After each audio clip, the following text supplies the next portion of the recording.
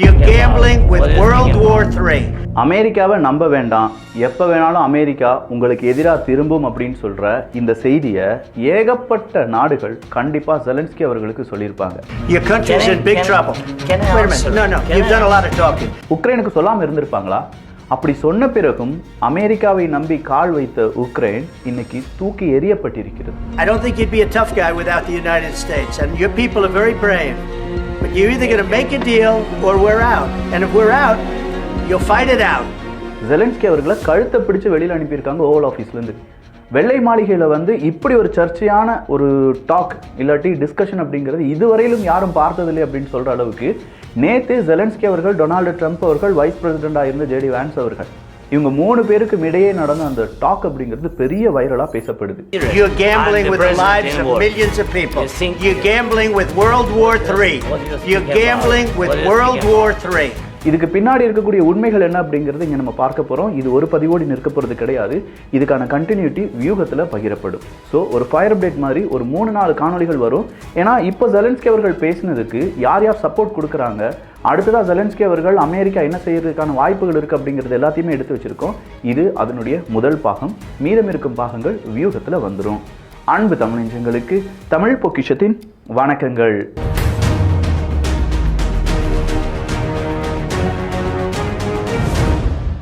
Ukraine அதிபர் Zelensky அவர்கள் வெள்ளிக்கிழமை அதுவுமா நேராக போலந்துலேருந்து ஃப்ளைட் ஏறி அமெரிக்காவில் வந்து இறங்குறாரு. அப்படி இறங்குற அந்த மனுஷனை டொனால்டு ட்ரம்ப் அவர்கள் வரவேற்கிறார். அவர் கோட் சூட்லலாம் வரல. யார்? ஜெலன்ஸ்கி அவர்கள் கோட் சூட்லலாம் வரல. அந்த இடத்துலையே ஒரு வஞ்ச புகழ்ச்சி மாதிரி ட்ரெஸ்ஸு சூப்பராக இருக்கே அப்படின்னு சொல்லி தான் டொனால்டு ட்ரம்ப் அவர்கள் ஜெலன்ஸ்கி அவர்கள் உள்ளே கூப்பிட்டுட்டு போகிறாங்க. பொதுவாக ஒரு பிரசிடென்ட் வராரு, இன்னொரு பிரசிடெண்ட்டை சந்திக்க போகிறார் அப்படின்னா அது ஒரு க்ளோஸ் டோர் மீட்டிங்காக இருந்தது அப்படின்னா கண்டிப்பாக ப்ரெஸ்ஸுக்கெல்லாம் அங்கே வேலையே கிடையாது. கடைசியாக ஒரு ப்ரெஸ் கான்ஃபரன்ஸ் கொடுப்பாங்க. நாங்கள் இந்த மாதிரியான முடிவுகள் செஞ்சுருக்கோம், இதுதான் எங்களுடைய ஃபியூச்சரிஸ்டிக் கோல், இதுதான் அடுத்ததான் நாங்கள் செய்ய போகிறோம் அப்படிங்கிறத அறிவிப்பார்கள். ஆனால் இங்கே என்ன தெரியுமா நடந்துச்சு? சுற்றி அமெரிக்காவினுடைய மீடியா யாரெல்லாம் உக்ரைனுக்கு பிடிக்காதோ அவங்களும் நிறுத்தப்பட்டிருக்காங்க, யாரெல்லாம் டொனால்டு ட்ரம்ப் அவர்களுக்கு பிடிக்காதோ அவங்களையும் அங்கே நிப்பாட்டியிருக்காங்க. ஸோ இங்கே 2 பக்கம் இருந்தும் கேள்விகள் வர தொடங்கும் அப்படிங்கிறது நல்லாவே தெரியுது. அதுவே ஜெலன்ஸ்கி அவர்களை ஒரு அன்கம்ஃபர்டபுள் பொசிஷனுக்கு உட்கார வச்சிருந்தது அப்படின்னு சொல்லலாம். 3 சீட் போட்டிருக்காங்க. ஜெலன்ஸ்கி அவர்கள், ட்ரம்ப் அவர்கள், ஜேடி வான்ஸ் அவர்கள், இவங்க 3 பேருமே பேச ஆரம்பிக்கும் போது இனிஷியலாக நல்லா இருந்துச்சு. டோட்டலாக 40 நிமிட டாக்குங்க. இந்த 40 நிமிடங்களில் முதல் 20லேருந்து 30 நிமிடங்கள் ரொம்ப சாதாரணமாக சூப்பரான ஒரு மீட்டிங் மாதிரி போயிட்டு இருந்துச்சு. அதில் முதல்ல அவர் பேசக்கூடிய விஷயங்கள்லாம் ஃபஸ்ட்டு டொனால்டு ட்ரம்ப் அவர்கள் பேசுகிறாரு. அப்படி பேசும்போது அமெரிக்கா அவங்களுக்கான பல உதவிகளை செஞ்சுருக்கு, நீங்கள் இந்த உதவிகள்லாம் எப்படி நம்ம திரும்ப எடுக்க போகிறோம் அப்படிங்கிறதுலாம் தெரியல.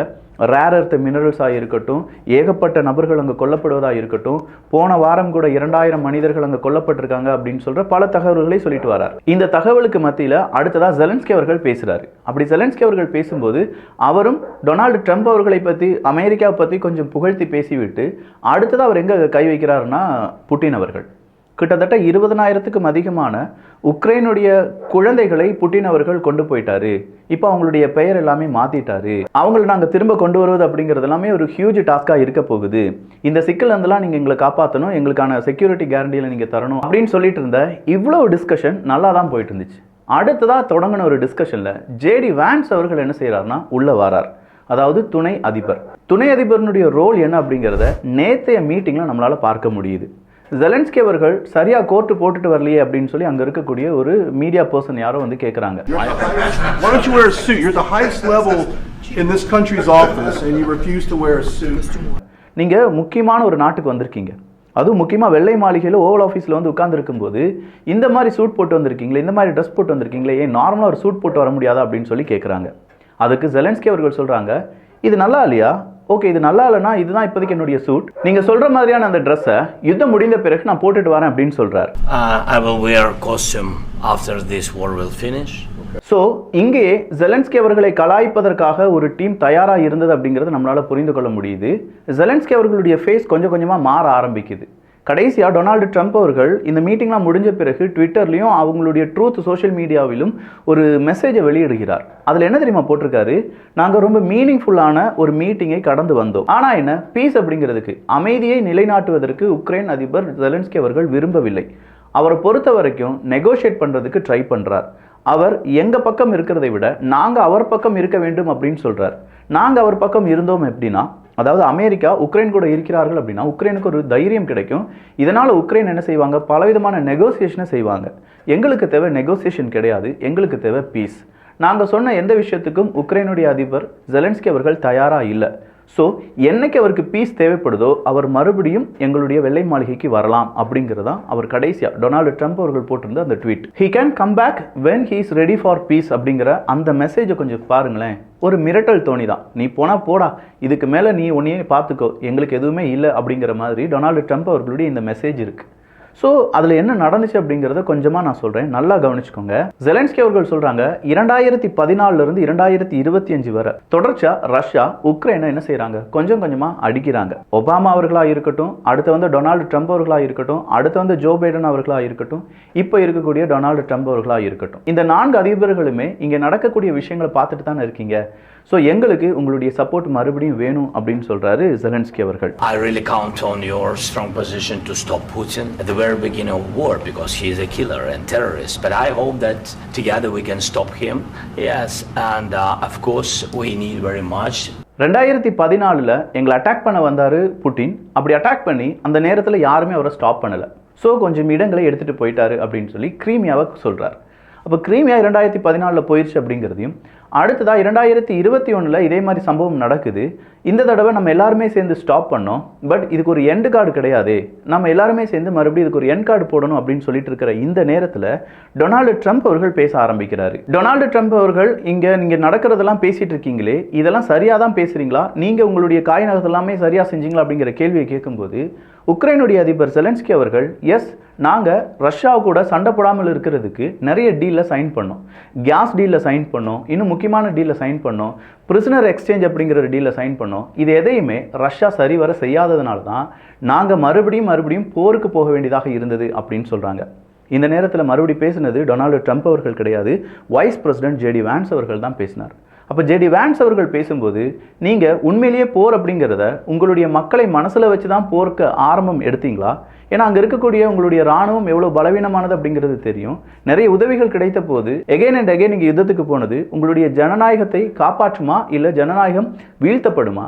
உங்களுடைய மக்கள் அங்கே கொல்லப்படுவதை நீங்கள் விரும்புகிறீர்களா இப்படிங்கிற கேள்வியை கேட்க ஆரம்பிக்கிறார். ஸோ இப்படி கேள்விகள் வந்து கொண்டு இருக்கும்போது செலன்ஸ்கி அவர்கள் கொஞ்சம் கொஞ்சமாக திரும்ப பேசும்போது ஜேடி வான்ஸ் அவர்கள் சொல்கிறாங்க, நீங்கள் எங்களுக்கு ரெஸ்பெக்ட் கொடுக்கல, எங்களுடைய பிரசிடெண்ட்டுக்கு நீங்கள் ரெஸ்பெக்ட் கொடுக்காததுனால எங்களை நீங்கள் அவமானப்படுத்துறீங்க அப்படிங்கிற மாதிரி ஜேடி வான்ஸ் அவர்களுடைய ஸ்பீச் இருந்துச்சு. உடனடியாக ஜெலன்ஸ்கி அவர்களுக்கும் செம்ம கோபம் ஆயிட்டாரு.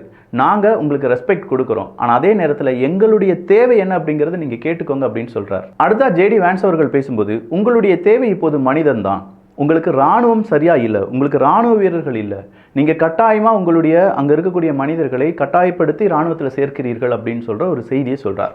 Right now, you guys are going around and forcing conscripts to the front lines because you have manpower problems. உடனடியாக ஜெலன்ஸ்கி அவர்களுக்கு கோபம் வந்துருச்சு. நீங்கள் பார்த்தீங்களா எங்கள் ஊரில் என்ன நடக்கும் அப்படிங்கிறத நீங்கள் பார்த்தீங்களா? நீங்கள் என்னைக்காவது உக்ரைனுக்கு வந்திருக்கீங்களா?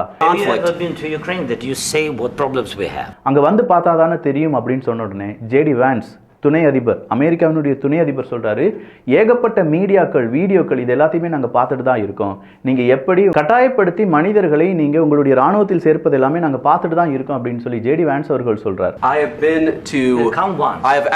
I've actually watched and seen the stories and I know what happens is you bring them on a propaganda tour, Mr. President. அப்போ இந்த இடத்துல ஜேடி வான்ஸ் அவர்கள் இவங்கெல்லாம் பேசுகிறதுக்கு முன்னாடியே ஜெலன்ஸ்கி அவர்கள் என்ன செய்கிறாருன்னா கொஞ்சம் ஃபோட்டோஸை ஷோ பண்ணார். அது டொனால்டு ட்ரம்ப் அவர்களுக்காக இருக்கட்டும், அங்கேருந்து மீடியாக்காக இருக்கட்டும், அங்கே எல்லாருக்குமே காண்பிக்கிறார், இப்படிலாம் எங்களுடைய குழந்தைகள் பாடுபடுறாங்க, இப்படிலாம் நிறைய விஷயங்கள் நடக்குது அப்படின்னு சொல்லி ரொம்ப டெரிபிளாக இருக்குது அப்படிங்கிறதெல்லாம் சொல்லும்போது அதை பெருசுப்படுத்தாத ஜேடி வான்ஸ் அவர்கள், நீங்கள் உங்களுடைய குடிமக்களை இராணுவத்தில் செலுத்துவது எங்களால் அக்செப்ட் பண்ண முடியாது, உங்கள் மனிதர்களுக்கும் உங்கள் குடிமக்களுக்கும் நீங்கள் டேஞ்சர், எங்களுடைய ஆஃபீஸுக்கும் ஒயிட் ஹவுஸுக்கும் நீங்கள் அவமானத்தை தேடி தருகிறீர்கள் அப்படின்னு சொல்லும்போது அடுத்ததாக ஜெலன்ஸ்கி அவர்கள் சொன்னது, இந்த யுத்தம் ஸ்டார்ட் பண்ணும்போது எல்லாருக்குமே பிரச்சனைகள் இருந்துச்சு, ஆனால் இப்போ என்ன உங்களுக்கு உங்களுடைய கடலில் எந்த பிரச்சனையும் கிடையாது அப்படிங்கிற ஒரு வார்த்தையை போடுறார். ஆனால் இந்த வார்த்தைக்கு பின்னாடி அவர் இன்னொரு வார்த்தையை சொல்கிறாரு, ஃப்யூச்சரில் இதே மாதிரியான பிரச்சனை உங்களுக்கும் வரும் அப்படின்னு சொல்கிறார். இந்த இடத்துல மறுபடியும் பேசுகிறது எல்லாமே டொனால்டு ட்ரம்ப் அவர்கள் தான்.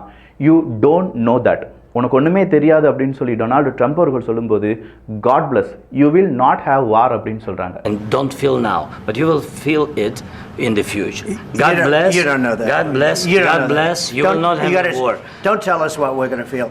உங்களுக்கு இப்போ யுத்தம் இல்லை, உங்களுக்கு வருங்காலத்திலும் யுத்தம் இல்லாமல் இருப்பதற்கு காட் பிளஸ் அப்படின்னு சொல்கிறார். அதே மாதிரி நீ எங்களுக்கு சொல்லிக் கொடுக்க வேண்டிய தேவை கிடையாது ஜெலன்ஸ்கி அவர்களே. நாங்கள் என்ன ஃபீல் பண்ணுறோம், நாங்கள் என்ன அடுத்தது அனுபவிக்க போகிறோம் அப்படிங்கிறதெல்லாம் நீ டிக்டேட் பண்ணக்கூடாது. எங்களுக்கு தெரியும் நாங்கள் எடுக்கக்கூடிய முடிவுகள் என்ன.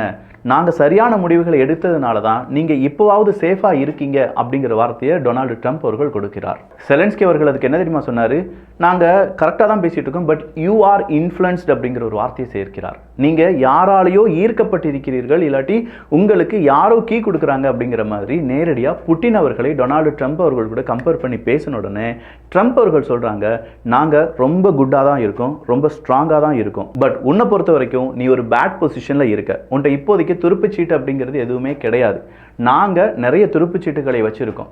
இந்த போரை முடிப்பதற்கான எல்லா வாய்ப்புகளும் எங்ககிட்ட இருக்கு, பட் நீங்க தான் அதை அக்செப்ட் பண்ணணும் அப்படின்னு சொல்றாரு. அதே மாதிரி you are gambling with your people.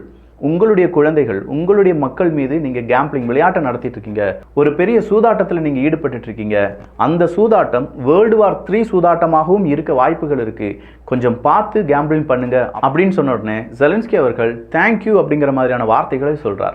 You're gambling with the lives of millions of people. You're gambling with World War III. You're gambling with World War III. So ஒரு கடுப்பில் நம்ம பேசுவோம் பார்த்தீங்களா, தேங்க்யூ போதும் அவ்வளோதானே அப்படிங்கிற மாதிரி. அந்த இடத்துல மறுபடியும் ஜேடி வான்ஸ் அவர்கள் have you said thank you once அப்படின்னு சொல்றார். நீ மறுபடியும் தேங்க்யூ சொன்னியா அப்படின்னு கேட்டோன்னே ஜேடி வான்ஸ் அவர்களுக்கும் கோபம் வந்துடுது. இந்த இடத்துல அவர் ஜெலன்ஸ்கி அவர்கள் என்ன சொல்லியிருக்கணும், நான் அதுக்கு மட்டும் கிடையாது எல்லாத்துக்குமே தேங்க்யூ சொல்லிட்டு இருக்கேனே அப்படின்னு சொல்லி எ லாட் ஆஃப் டைம் அப்படின்னு சொல்ற ஒரு வார்த்தையை சேர்த்த உடனே வான்ஸ் அவர்கள் இந்த மீட்டிங் அப்படின்னு சொல்றது நீ இப்போ தேங்க்யூ சொன்னியா, இந்த மீட்டிங்கின் போது தேங்க்யூ சொன்னியா அப்படின்னு கேட்டதற்கு அவர் ஜெலன்ஸ்கி அவர்கள் கொஞ்சம் கோபமாக இருக்கும்போது நேரடியாக இந்த பிரச்சனை எங்கே வருது அப்படின்னு பார்த்தீங்கன்னா ஜோ பைடன் அவர்கள் மீது வருது. இவ்வளோ நாள் இருந்த பிரசிடென்ட் மாதிரி கிடையாது. இவ்வளோ நாள் இருந்த பிரசிடென்ட் உன் தோளில் கை போட்டுட்டு இந்த யுத்தம் நடத்துவதற்காக ஏகப்பட்ட முயற்சிகளை ஈடுபட்டு இருந்தாரு. That was with a guy named Biden who was not a smart person. That was with Obama. It was your president. Excuse me. ஆனால் என்னை பொறுத்த வரைக்கும் நான் பீஸ் விரும்புகிறேன். எனக்கு இந்த யுத்தம் நிறுத்தப்பட வேண்டும். ஒருவேளை நான் பிரசிடெண்டாக இருந்திருந்தா இந்த யுத்தம் ஸ்டார்ட்டே ஆயிருக்காது அப்படிங்கிறத நான் பலமுறை சொல்லியிருக்கேன். மறுபடியும் சொல்கிறேன், இந்த யுத்தம் ஸ்டார்ட் ஆகிறதுக்கான வாய்ப்பே கிடையாது. நாங்கள் உன்னுடைய நாட்டை சேவ் பண்ணுறதுக்கு தான்ப்பா இவ்வளோ பேசிகிட்டு இருக்கோம் அப்படின்னு சொல்லும்போது ஜெலன்ஸ்கி அவர்கள் கொஞ்சம் சத்தமாக பேசுகிறார். கொஞ்சம் சத்தமாக நான் ஏதாவது ஆன்சர் பண்ணலாமா அப்படின்னு சொல்லும்போது ட்ரம்ப் அவர்கள் சொல்றது, நீ நிறைய பேசிக்கிட்டே இருக்க, தேவையில்லாத விஷயங்கள் பலதும் நீ பேசிட்ட, அதுதான் இங்க இருக்கக்கூடிய சிக்கல் அப்படிங்கிற ஒரு வார்த்தையை சொல்லி முடிக்கிறார். Your country is in big trouble. Can I Wait a minute. No. You've done a lot of talking. Your country is in big trouble. I know. அடுத்ததா அது எனக்கு தெரியும் அப்படின்னு சொல்லி ஜெலன்ஸ்கி சொல்லும்போது கிடையாது, you are not winning this, நீ win பண்ண போறது கிடையாது. கண்டிப்பாக சொல்கிறேன், உனக்கான நல்ல நேரம் இப்போ தான். இந்த டைமில் இதை முடிச்சிட்டினா உனக்கு பிரச்சனை கிடையாது. இதுக்கு மேலே எங்ககிட்ட எந்த எதிர்பார்ப்பும் நீ செய்ய வேண்டாம் அப்படின்னு சொல்லும்போது ஜெலன்ஸ்கி அவர்கள் சொல்கிறாங்க, நீங்கள் எங்களுக்கான உதவிகளை செய்வதை விட நாங்கள் எங்கள் நாட்டில் இருக்கோம், எங்கள் நாட்டு மக்களுக்கு நாங்கள் ஸ்ட்ராங்காக இருக்கோம், எங்களுடைய இராணுவம் பலமாக இருக்குது, யுத்தம் தொடங்கினதிலிருந்து நாங்கள் தனியாக தான் இருக்கோம் அப்படிங்கிற வார்த்தையை போட்டார். Mr. President, we are staying in our country, staying strong from the very beginning of the war. We've been alone. இது டொனால்டு ட்ரம்ப் அவர்களுக்கு சுத்தமாக பிடிக்கல. டொனால்டு ட்ரம்ப் அவர்கள் சொல்கிறாங்க, நீ தனியாக கிடையாது, உங்களுக்கு தேவையான இராணுவ ஆயுதங்களையும் பணத்தையும் அமெரிக்கா போன்ற பல நாடுகள் கொடுத்துருக்கோம். அதுலேயும் குறிப்பாக அமெரிக்கா ஏகப்பட்ட எங்களுடைய மக்கள் வரி பணத்தை உனக்கு எடுத்து கொடுத்துருக்காங்க. இந்த ஆயுதங்கள் இதெல்லாம் கிடைக்காமல், உனக்கு உதவியெல்லாம் கிடைக்காமல் இருந்திருந்தது என்றால் வெறும் 2-3 வாரத்தில் இந்த யுத்தம் முடிஞ்சிருக்கும் அப்படின்னு சொல்லும்போது அந்த பக்கமாக இருந்த ஜெலன்ஸ்கி அவர்கள் என்ன தெரியுமா சொன்னார், இதே வார்த்தையை புட்டின் அவர்கள் சொன்னார், 2-3 தினங்களில் இந்த யுத்தம் முடிஞ்சிருக்கும் அப்படின்னு சொன்னார். நீங்கள் 1 வாரம் 2 வாரம் அப்படின்னு சொல்கிறீங்க, இரண்டுக்கும் என்ன பெரிய வித்தியாசம் அப்படிங்கிற லெவலில் பேச ஆரம்பிச்சிட்டார். If you didn't have our military equipment, this war would have been over in 2 weeks. In 3 days, I heard it from Putin. In 3 days. This is something maybe new. Less. In 2 weeks. Of course, yes. இது total மெஸ்ஸாக மாறிடுச்சு. சுற்றி இருந்து பார்த்தவங்க எல்லாருமே ரொம்ப பெரிய அளவில் ஐயோ இது கைமீறி போயிடுச்சு அப்படின்னு சொல்லி அவங்களுடைய ரியாக்ஷன் கொடுத்தாலும் பேச முடியாத சிச்சுவேஷனில் அவங்க இருந்தாங்க. இந்த மாதிரியான பிஸ்னஸ் எனக்கு ஒத்து வராது அப்படின்னு சொல்லும்போது இது நான் மறுபடியும் சொல்கிறேன், அமெரிக்க மக்களுக்கு நன்றி அப்படின்னு சொல்லி உக்ரைனுடைய அதிபர் ஜெலன்ஸ்கி அவர்கள் மீண்டும் மீண்டும் அதை தடுக்கிறதுக்கு ட்ரை பண்ணாரே தவிர அமெரிக்காவிடமிருந்து எனக்கு உதவிகள் வேணும் அப்படிங்கிறத அவர் ஸ்ட்ராங்காக கேட்கல. சொல்லப்போனால் அவருடைய பொசிஷன்லேருந்து இறங்காமல் எங்கள் நாட்டுக்கு இதுதான் வேணும், உங்களால் தர முடியுமா முடியாதா அப்படிங்கிற அந்த ஸ்டாண்ட்லேயே நின்னார். It's going to be a very hard thing to do business like this. I tell you. Just say thank you. கடைசியாக டொனால்டு ட்ரம்ப் அவர்கள் சொன்ன வார்த்தைகளை கவனிச்சிங்கன்னா, எனக்கு இந்த பேச்சுவார்த்தை இப்படி தான் முடியும்னு தெரியும், அதனால தான் இந்த பேச்சுவார்த்தையை ரொம்ப நீளமாக வளர்த்தேன். அது மட்டும் இல்லாமல் இது எல்லாமே இங்கே இருக்கக்கூடிய மக்களுக்கு தெரிய வேண்டும், பாவப்பட்ட அமெரிக்க மக்களுக்கு தெரிய வேண்டும். இங்கே இருக்கக்கூடிய மீடியாவை அதனால தான் நாங்கள் கவர் பண்ண வச்சோம். ஏன்னா இவ்வளோ நாள் இருந்த அதிபர் செய்த தவறுகளை நாங்கள் திருத்த ட்ரை பண்ணிட்டு இருக்கோம். இந்த உலகத்தில் யுத்தம் வேண்டாம் அப்படிங்கிறது தான் எங்களுடைய குறிக்கோள். We know that you're wrong. But you see, I think it's good for the American people to see what's going on. I understand, sir. I think it's very important. That's why I kept this going so long. But இப்போ நீங்கள் என்ன செய்கிறீங்க? Zelensky அவர்களை பொறுத்த வரைக்கும் பீஸுக்கு அவர் ready ஆகலை. அவர் எங்களுக்கு minerals, rare earth elements தரதுக்கான அந்த அக்ரிமெண்ட்டும் சைன் பண்ணலை. ஸோ இதுக்கு மேலேயே நாங்கள் இந்த பிஸ்னஸை முன்னாடி கொண்டு போகிறதுக்கு விருப்பப்படவில்லை அப்படின்னு சொல்லி முடிக்கிறாங்க. I don't think you'd be a tough guy without the United States, and your people are very brave. Obama அவர்கள் ஜஸ்ட் உனக்கு ஷீட்ஸ் மட்டும்தான் கொடுத்தாரு, பட் நான் தான் ஜாவலின் கொடுத்தேன். அங்கே இருக்கக்கூடிய பீரங்கிகளை வெளியில் அனுப்புறதுக்கான ஜாவலின் கொடுத்தது டொனால்டு ட்ரம்ப் அவர்கள் தான். அதை கூட நீ மறந்துட்டியா?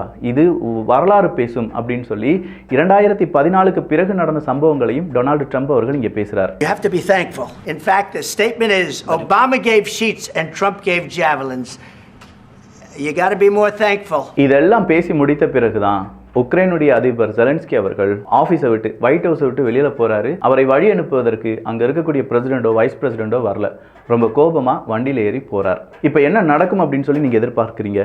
எத்தனை நாடுகள் இவருக்கு சப்போர்ட் கொடுத்துருப்பாங்க? இதனுடைய தொடர்ச்சி வியூகம் சேனலில் பகிரப்படும். அது ஒரு 3-4 வீடியோக்கள் வர்றதுக்கான வாய்ப்புகள் இருக்குது. ஸோ வியூகத்திலையும் சப்ஸ்கிரைப் பண்ணிக்கோங்க. நல்லதை பகிர்ந்து நல்ல சமுதாயத்தை உருவாக்குவோம். நன்றி, வணக்கம். All right, I think we've seen enough. What do you think? Huh? This is going to be great television, I will say that.